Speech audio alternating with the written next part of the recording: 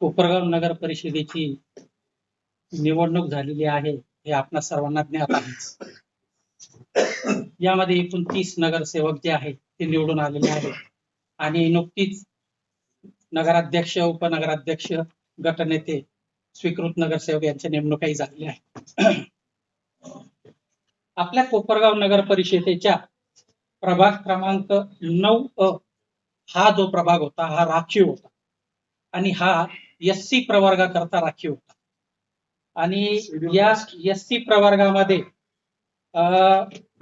आपले उपनगराध्यक्ष जे आहे जितेंद्र चंद्रकांत रणशूर यांनी एससी प्रवर्गामधून 9 या प्रभागातनं आपला अर्ज एससी प्रवर्गासाठी भरला होता.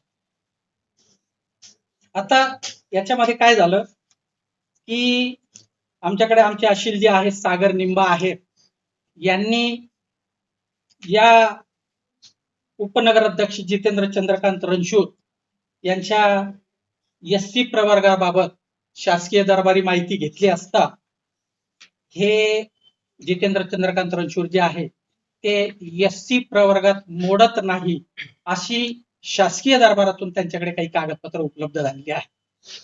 विशेषतः जितेंद्र चंद्रकांत रणशूर यांचे जे वडील आहेत चंद्रकांत जयवंत रणशूर यांचा मेथॉडिस्ट प्रायमरी स्कूलचा शाळा सोडल्याचा दाखला पाहिला असता त्यांची जात व पोटजात यामध्ये ख्रिस्ती अशी जात असल्याचं नमूद आहे.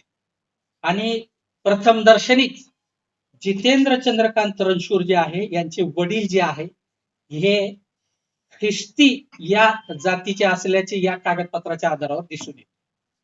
तसंच आम्ही त्यांचं आणखी दुसरा एक दाखला मिळवला, त्यामध्ये बी त्यांची जात जी आहे ती ख्रिस्ती प्रवर्गातच आल्याचं जे काही आहे ते दिसून येत आहे. सर्वात महत्वाचं म्हणजे शासन दरबारी जितेंद्र चंद्रकांत रणशूर जे आहे उपनगराध्यक्ष यांचे वडील शासकीय सेवेत नोकरीला होते. त्यांचे सर्व्हिस रेकॉर्ड जे आहे ते सुद्धा आम्ही आमचे अशील जे आहे सागर निंबा आहेर यांच्या मार्फतीनं पाहिला असता तर त्याच्यामध्ये त्यांची जात इंडियन ख्रिश्चन अशी असल्याचं नमूद आहे असं कागदपत्रावरून प्रथम दर्शनी दिसून येतं. म्हणजेच प्रथम दर्शनी हे उपनगराध्यक्ष जे आहे यांनी प्रभाग क्रमांक 9 एससी प्रवर्गामध्ये जरी अर्ज भरला असला तरी त्यांच्या वडिलांची जात ही ख्रिस्ती असल्याचं प्रथम दर्शनी दिसून येत आहे. आणि त्यामुळे त्यांनी हा जो एससी प्रवर्गातून फॉर्म भरून जे काही जे निवडून आलेले आहे ते प्रथम दर्शनीच बेकायदेशीर असल्याचं दिसून येतं. त्यामुळे आम्ही आमचे अशील सागर निंबा आहे यांच्या मार्फतीनं जात प्रमाणपत्र पडताळणी समितीकडे सुद्धा अपील दाखल केलेला आहे. तसंच त्यांनी जो जातीचा दाखला मान्य उपविभागीय अधिकारी साहेब शिर्डे यांच्याकडून मिळवला त्याच्या विरुद्ध सुद्धा आम्ही शिर्डी येथील कलेक्टर साहेबांकडे जे आहे ते आम्ही अपील दाखल केलेला आहे.